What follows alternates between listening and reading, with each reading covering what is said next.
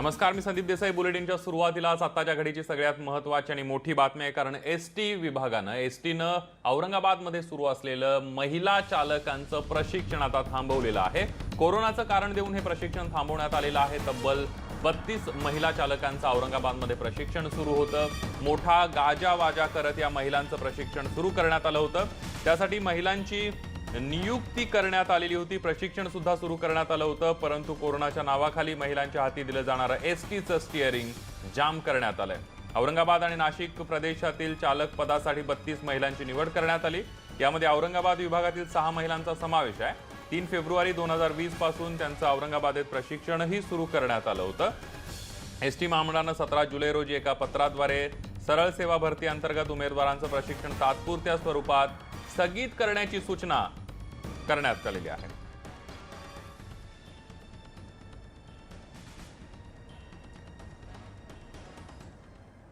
सदाभाऊ खोत बोलताय, थेट जाऊयात. फेब्रुवारी मध्ये दुधाचा भाव गाईच्या 3-5-8 फॅटचा 32 रुपये ते 34 रुपये होता. तोच दुधाचा भाव आज 18 रुपये ते 20 रुपये इथपर्यंत आलेला आहे. आणि म्हणून या राज्यातला संपूर्ण शेतकरी, मग तो दूध उत्पादक शेतकरी असेल, शेतमजूर असेल, हे सगळे अडचणीत आलेले आहेत. कारण दर 10 दिवसाला त्याच्या हातामध्ये पैसा येणारा एकमेव जर नगदी व्यवसाय कोणता असेल तर तो दुधाचा व्यवसाय आहे. आणि म्हणून राज्य सरकारनं आज या ठिकाणी बैठक बोलवली. या राज्यामध्ये महायुतीच्या माध्यमातून असेल, वेगवेगळ्या शेतकरी संघटनेच्या माध्यमातून असेल, गेली 1.5 महिना झालं दुधाचं वेगवेगळ्या पद्धतीनं आंदोलन चाललेलं आहे. याची दखल घेऊन या राज्याचे दुग्ध विकास मंत्री यांनी आज बैठक या ठिकाणी आयोजित केली. आणि यासमोर सगळ्यांनी एकच मागणी आम्ही केली की दूध उत्पादक शेतकऱ्याच्या खात्यावरती डायरेक्ट प्रति लिटर गाईच्या दुधाला 10 रुपये अनुदान देण्यात यावं. आणि त्याचबरोबर जे खाजगी प्लॅन धारक असतील किंवा सहकारी संघ असतील जे दूध भुकटी निर्यात करत आहेत, त्यांना निर्यात केल्यानंतरच निर्यातीला प्रति किलो 50 रुपये अनुदान देण्यात यावं. ही प्रामुख्यानं मागणी आदरणीय मंत्री महोदयांच्या समोर आम्ही ठेवलेली आहे. निश्चितपणाने त्यांनी लवकर आम्ही याबाबत सकारात्मक विचार करू अशा पद्धतीची भूमिका या बैठकीमध्ये मांडलेली आहे.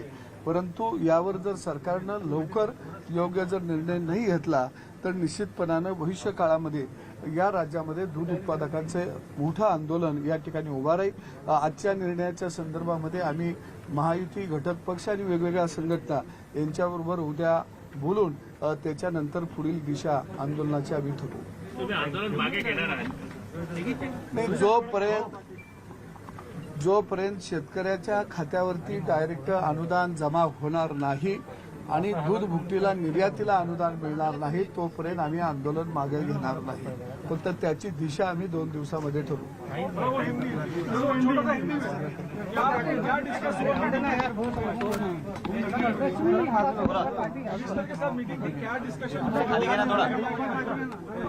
नहीं, इस 50 लाख के ऊपर दूध उत्पादक किसान है, शेत मजदूर है और गेली 2 महीना हो गया दूध के भाव कम हो गए हैं. पहले जनवरी फरवरी में 3-5-8 फैट का गाय का दूध का प्रति लीटर का भाव 32 या 34 रुपये था. अभी तो 18-20 रुपये तक आ गया है. और ये शासन के सामने हमने सब रखा, मंत्री महोदय के सामने हमने रखा और उनको कहा कि डायरेक्ट किसानों के खाते में कम से कम गाय के दूध के लिए प्रति लीटर 10 रुपये और जो दूध भुकटी यहाँ से निर्यात होगी उसको प्रति किलो 50 रुपये अनुदान देना बहुत जरूरी है. और ये नहीं मिलेगा तो किसानों का दूध उत्पादों का आंदोलन हम इस राज्य में महायुति के माध्यम से और अलग अलग किसान संगठन के माध्यम से तीव्र करेंगे. आंदोलन पीछे ले रहे हैं आज? नहीं, आंदोलन पीछे लेंगे हम जब तक किसानों के खाते में 10 रुपए नहीं मिल सकते और निर्यात सब्सिडी नहीं मिल सकती दूध भुकटी के लिए, तब तक ये आंदोलन हम पीछे नहीं लेंगे. आंदोलन का तरीका कैसा होगा ये 2 दिन में हम महायुति के नेता सब साथ में बैठ के और अलग अलग किसान संगठन के नेता एक साथ बैठ के हम उसका निर्णय लेंगे। किसान जो है गुस्से में है, इसलिए वो रास्ते पे दूध फेंक रहे हैं। पिछली बार भी दूध जो है इस तरह से जाया ना किया, तो क्या कहोगे? हम किसान जो है गुस्से में रास्ते में दूध फेंक रहे हैं। अभी उसका खर्चा भी नहीं निकल रहा है और घर में भी उनके पास कोई पैसा नहीं है, तो उनके पास दूसरा कोई सहारा नहीं है। अभी इस कोरोना का महामारी में खाली एक ही फैक्ट्री शुरू है, वो किसानों की फैक्ट्री शुरू है। उसको तो दिलासा देना सरकार का तो काम है, इसीलिए किसानों के मन में गुस्सा है। तो दूध ऐसा नहीं होता कि सब दूध तो रास्ते में फेंक रहा है, कुछ तो उनका गुस्से में तो होता जाता है, लेकिन उसको भी दिल में दूध रास्ते में फेंकने का उनका दिल नहीं है, उसका भी दिल में दुख होता है, लेकिन किसानों का भी दुख जानना बहुत जरूरी है, ऐसा मुझे लगता है।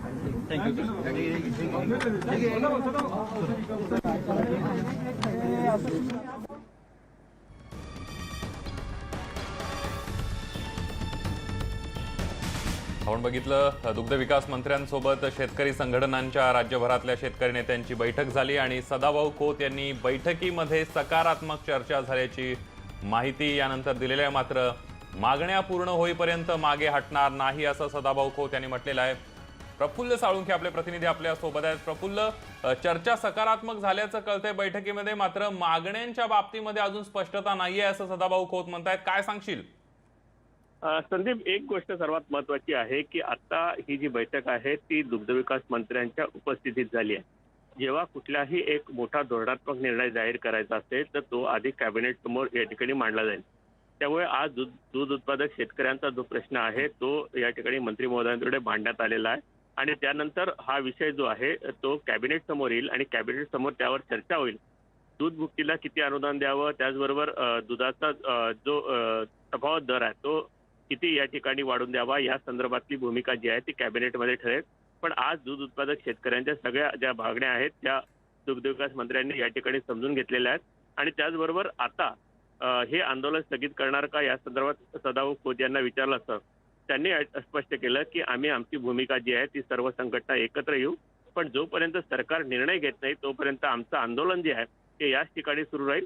फक्त आंदोलनाची दिशा काय राहील ते आता आम्ही उद्या या ठिकाणी ठरवणार आहोत। अगदी प्रफुल्ल, धन्यवाद तुम्ही दिलेली आहे संपूर्ण आणि महत्त्वाच्या माहितीबद्दल।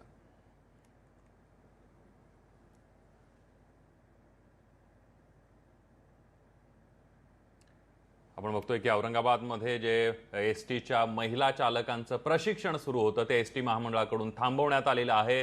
कोरोनाचं कारण देऊन या 32 महिला चालकांचं प्रशिक्षण थांबवण्यात आलेलं आहे। एकंदरीतच ज्या वेळेला या महिला चालक म्हणून त्यांची भरती झालेली होती त्यावेळेला मोठा गाजावाजा सुद्धा एसटी महामंडळाकडून करण्यात आलेला होता आणि आता मात्र या महिला चालकांचं प्रशिक्षण थांबवण्यात आलेलं आहे। कोरोनाच्या नावाखाली महिलांच्या हाती दिलं जाणारं एसटीचं स्टीअरिंग जाम करण्यात आलंय। औरंगाबाद आणि नाशिक प्रदेशासाठी चालक पदासाठी 32 महिलांची निवड करण्यात आली होती। यामध्ये औरंगाबाद विभागातील 6 महिलांचा समावेश आहे। 3 फेब्रुवारी 2020 पासून त्यांचं औरंगाबादेत प्रशिक्षण सुरू करण्यात आलं होतं। एसटी महामंडळानं 17 जुलै रोजी एका पत्राद्वारे सरळ सेवा भरती अंतर्गत उमेदवारांचं प्रशिक्षण तात्पुरत्या स्वरूपामध्ये स्थगित करण्याची सूचना विभाग नियंत्रकांना केलेली आहे आणि त्यानुसार औरंगाबादेत प्रशिक्षण थांबवण्यात आलेलं आहे।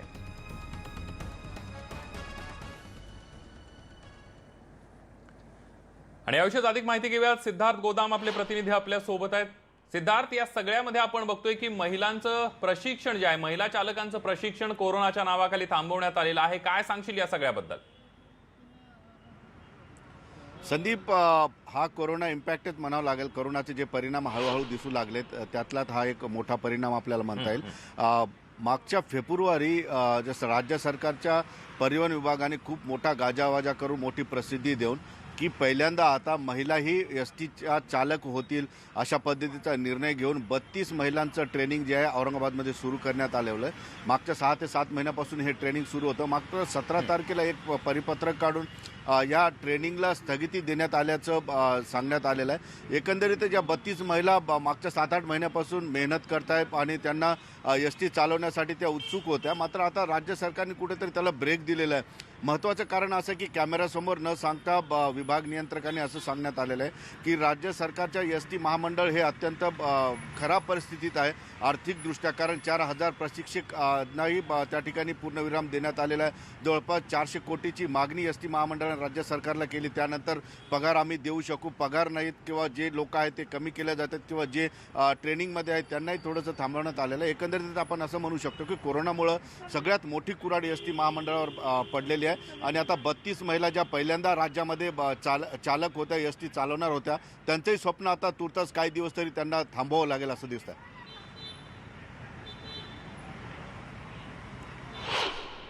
अगदी त्यामुळे आता पुढचा निर्णय कधी होतोय हे बघावं लागणार आहे। सिद्धार्थ, धन्यवाद तुम्ही दिलेल्या या संपूर्ण माहितीबद्दल। आपण बघतो या सगळ्यामध्ये राज्य महिला संघटक महाराष्ट्र एसटी कामगार संघटनेच्या शीला नाईकवाडे यांनी या संदर्भामध्ये काय प्रतिक्रिया दिली आहे तीही बघूयात।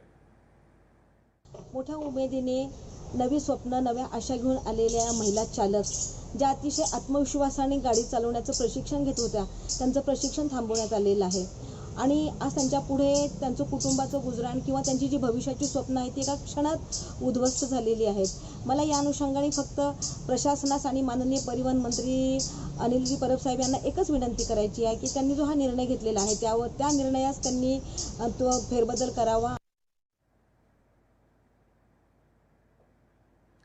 गेल्या काही दिवसांपासून राज्यभरातला शेतकरी खताच्या विवंचनेमध्ये आहे। न्यूज 18 लोकमतनं स्टिंग ऑपरेशन करून या शेतकऱ्यांच्या प्रश्नाला वाचा सुद्धा फोडलेली होती। यानंतर कृषी मंत्री दादा भुसे यांनी जे साठेबाजी करणारे विक्रेते आहेत त्यांच्यावर कठोर कारवाईचा इशारा दिला। मात्र परिस्थिती काही बदललेली नाहीये।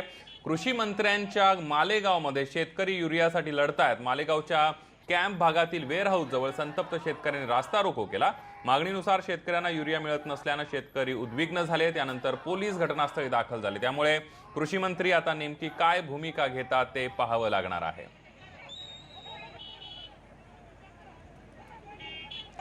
अधिक माहिती घेऊयात। बब्बू शेख आपले प्रतिनिधी आपल्या सोबत आहेत। बब्बू, आपण बघतोय की युरिया लोकांना, शेतकऱ्यांना मिळत नाही आणि आता शेतकऱ्यांनी मालेगावमध्ये आपला हा संताप अशा पद्धतीने रास्ता रोको करून बाहेर काढलेला आहे।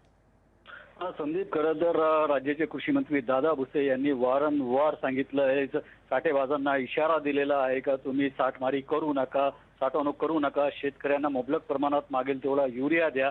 मात्र अनेक दुकानदार आजही शेतकऱ्यांना पाहिजे तेवढा युरिया देत नाहीये। त्याच्यामुळे आज शेतकऱ्यांच्या संतापाचा मालेगावात उद्रेक झाला आणि ज्या गावातील मंत्री असताना तिथे शेतकऱ्यांना मुबलक प्रमाणात युरिया मिळत नाहीये, त्याच्यामुळे त्यांच्या संतापात भर पडली आणि या संतप्त शेतकऱ्यांनी रस्त्यावर उतरून आंदोलन केले, घोषणाबाजी केली का आम्हाला युरिया द्या, आमच्या पिकांना युरियाची गरज आहे। पण जे दुकानदार आहेत ते साठमारी करण्यास काही, याच्यामुळे शासनाने आता कडक धोरण आणि कडक इशारा देण्याच्या ऐवजी कडक अंमलबजावणी करणं गरजेचे आहे, जेणेकरून अगोदरच शेतकरी वेगवेगळ्या संकटात असताना आता त्याला जर युरियाही मिळत नसेल तर शेतकरी हवालदिल झालेला आहे आणि आता जे कृषी मंत्री दादा भुसे यांनी खरंच कडक भूमिका घेणं अत्यंत गरजेचं आहे असं शेतकऱ्यांचं म्हणणं आहे। संदीप, अगदी बब्बू, धन्यवाद तुम्ही दिलेल्या संपूर्ण माहितीबद्दल। आता कृषी मंत्री काय भूमिका घेत आहेत हे बघावं लागणार आहे।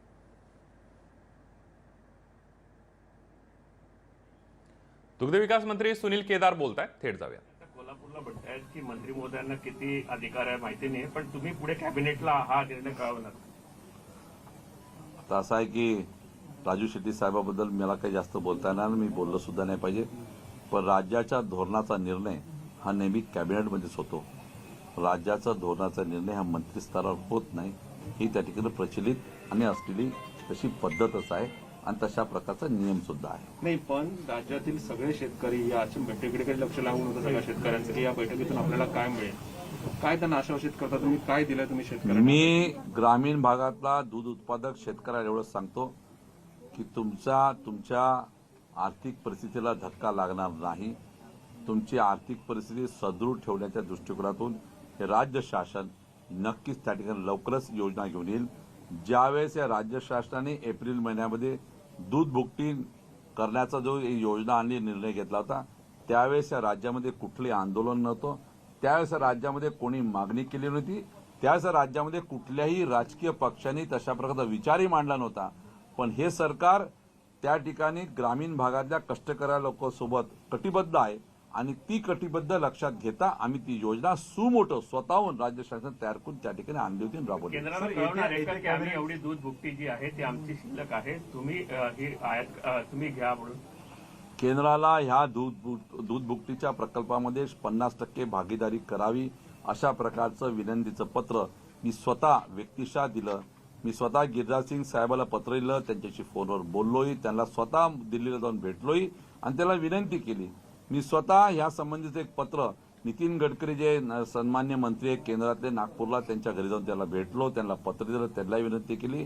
राज्याचे मागच्या भारतीय जनता पार्टीच्या कार्यकाळामध्ये असलेले मुख्यमंत्री देवेंद्र फडणवीस यांच्याशी मी स्वतः बोललो, त्यांनाही पत्र दिलं आणि त्यांना सांगितलं की ही बाजू, ही परिस्थिती कोरोनाची आहे.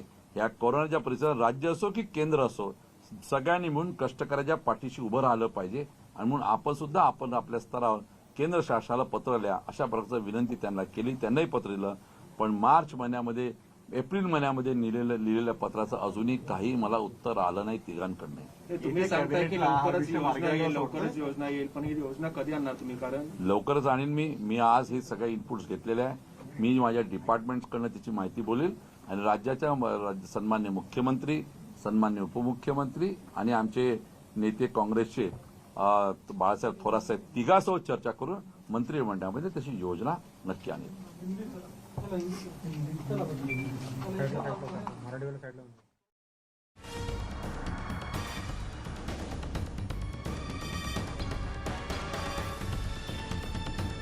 आपण बघितलं दुग्ध विकास मंत्री सुनील केदार यांनी माध्यमांशी संवाद साधला. दूध उत्पादकांचं नुकसान होऊ देणार नसल्याचं आश्वासन त्यांनी यावेळेला दिलेलं आहे. त्याचबरोबर दूध उत्पादक शेतकरी आमच्या केंद्रस्थानी असल्याचं सुद्धा सुनील केदार म्हणालेले आहेत.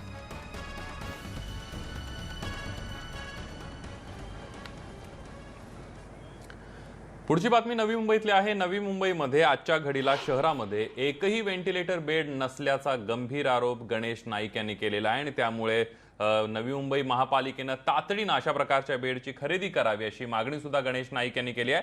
गेल्या काही दिवसांपासून राज्यभरात व्हेंटिलेटरची समस्या गंभीर बनली आहे. पुण्यातही व्हेंटिलेटर अभावी शास्त्रज्ञाचा मृत्यू झाल्याचं दाहक वास्तव काही दिवसांपूर्वी समोर आलं होतं. त्यामुळे कोरोनाग्रस्त रुग्णांच्या उपचारात महत्त्वाची भूमिका बजावणाऱ्या व्हेंटिलेटरची समस्या दिवसेंदिवस वाढत चाललेली आहे.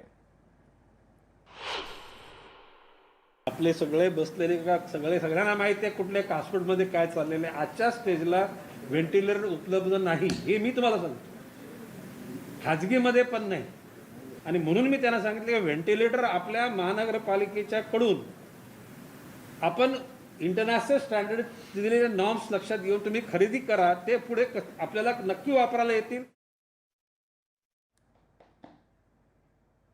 यानंतर पुढची बातमी नाशिकमधली आहे, कारण नाशिकमध्ये तिसऱ्या श्रावणी सोमवारी होणारी त्र्यंबकेश्वर फेरी यंदा रद्द करण्यात आलेली आहे. कोरोनाच्या महामारीमुळे आणि मोठ्या प्रमाणावर होत असलेल्या संसर्गामुळे हा निर्णय घेण्यात आलेला आहे.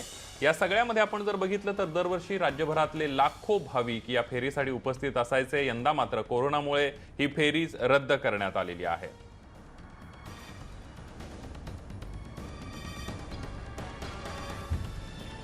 नाशिकमध्ये तिसऱ्या श्रावणी सोमवारी जी त्र्यंबकेश्वर फेरी होतीये ती यंदा रद्द करण्यात आलेली आहे. कोरोनाचा प्रसार वाढल्यानं ही फेरी रद्द करण्याचा निर्णय घेण्यात आलेला आहे.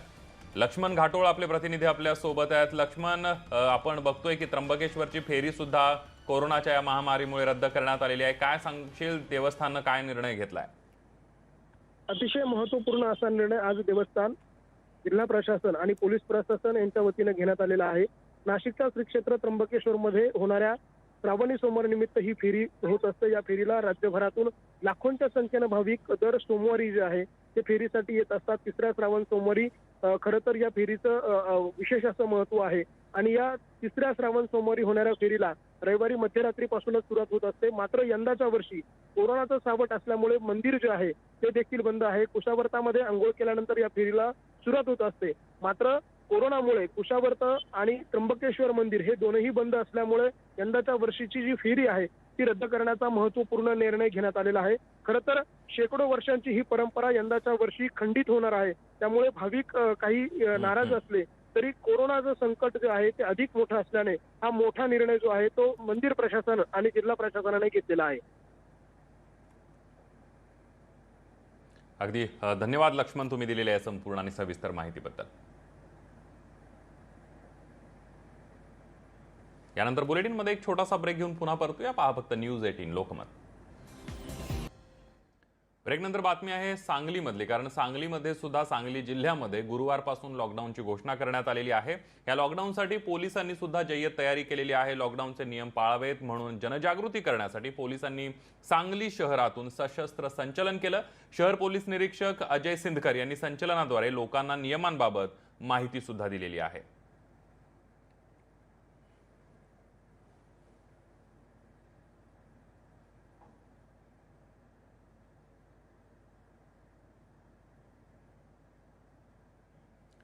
पुणे जिल्ह्यातल्या आदिवासी भागातलं महत्त्वाचं पीक म्हणजे हिरडा. आयुर्वेदामध्ये हिरड्याला अतिशय महत्त्वाचं स्थान आहे आणि आयुर्वेदिक औषधांमध्ये सुद्धा मोठ्या प्रमाणावर हिरड्याचा वापर केला जातो. याच हिरड्याला आयुर्वेदाचा राजा सुद्धा म्हटलं जातं. हिरड्याचा उपयोग अनेक औषधांमध्ये केला जातो. मात्र मागील 8 महिन्यांपासून आदिवासी विभागाकडून हिरडा खरेदी बंद आहे. यामुळे ऐन कोरोनाच्या काळामध्ये आदिवासी आर्थिक संकटात सापडलाय. बिरसा क्रांती दलाने याबाबत पुण्याच्या जिल्हाधिकाऱ्यांकडे लेखी निवेदन देऊन हिरडा खरेदी सुरू करावी आणि किलोला किमान 500 रुपये हमीभाव मिळावा अशी मागणी सुद्धा केलेली आहे. आदिवासी भागातलं मुख्य पीक असलेला हिरडा मागच्या वर्षभरापासून आदिवासी विभागाच्या खरेदी केंद्रांनी खरेदी केलेले नाहीत. काही नागरिक आहेत, आपण त्यांना विचारणार आहोत. आदिवासी सोसायटीचे तुम्ही चेअरमन आहात, काय सांगाल, किती दिवसापासून ही खरेदी थांबलेली आहे? गेले 1 वर्षापासून हिरडा खरेदी थांबलेली आहे आणि शासनाकडून जो सध्याचा भाव दिला जातो तो बाळ हिरड्याला 100 रुपये दिला जातो आणि मोठ्या हिरड्याला फक्त 15 रुपये. मात्र व्यापारी 200 रुपये किलोना घेत असल्यामुळं शेतकऱ्यांची फार फसवणूक होते. नेमकं आता संघटनात्मक लेवलला पाठपुरावा कसा करताय, काय मागण्या आहेत तुमच्या नेमक्या, कशा पद्धतीने तुम्ही याचा फॉलोअप करताय? आमच्या संघटना लेवलवर हीच मागणी असेल की शासनाने याला हमीभाव द्यावा आणि जे व्यापाऱ्यांकडून आमच्या आदिवासी बांधवांची फसवणूक होत आहे ही कुठंतरी थांबली पाहिजे. कारण करोनाच्या आजारामुळं आणि आत्ताच झालेल्या वादळामुळं आम्हाला शासनाला हीच विनंती करायची आहे की आम्हाला जर शासनाने हमीभाव दिला नाही, शासनाने जर याची खरेदी विक्रीचं हे केलं नाही तर व्यापारी आम्हाला कुठल्याही प्रकारचं संरक्षण देणार नाही आणि आम्हाला फाशी घेतल्याशिवाय दुसरा पर्याय आमच्या पुढे राहणार नाही. या सगळ्या आदिवासी महामंडळ असेल किंवा राज्य आणि केंद्र सरकार असेल यांच्याकडनं ह्या विषयाकडे गांभीर्याने पाहावं, कारण कोरोनामध्ये शेतकऱ्यांचे वर्षभराचंही नुकसान झालेलं आहे आणि खरेदी थांबलेली आहे. अशाही परिस्थितीमध्ये ती सुरू व्हावी अशीच या सगळ्या आदिवासी जनतेची मागणी आहे. Video journalist Smita Shinde sir, Raichand Shinde, news 18 Lokmat, Ambegaon. राज्यात अनेक ठिकाणी आता मुसळधार पावसानं हजेरी लावलेली आहे. सगळीकडेच पाऊस पडायला लागलेला आहे. त्यामुळे दऱ्याखोऱ्यातील निसर्ग सौंदर्य आता खुललेलं आहे. अनेक ठिकाणी आता आपण जी दृश्य पाहतोय ती माळशेज घाटातली दृश्य आहेत. माळशेज घाटामध्ये स्वर्गच जणू पृथ्वीवर अवतरलेला आहे, धर्तीवर अवतरला अशी चित्र आपल्याला दिसत आहेत. उंचावरून वाहणारे झरे, हिरव्या पर्वतरांगा, दाट धुकं, धो कोसळणारा पाऊस आणि बळीराजाची शेतीची काम करतानाची दृश्य न्यूज 18 लोकमतच्या प्रेक्षकांसाठी ड्रोनच्या माध्यमातून टिपलेली आहेत.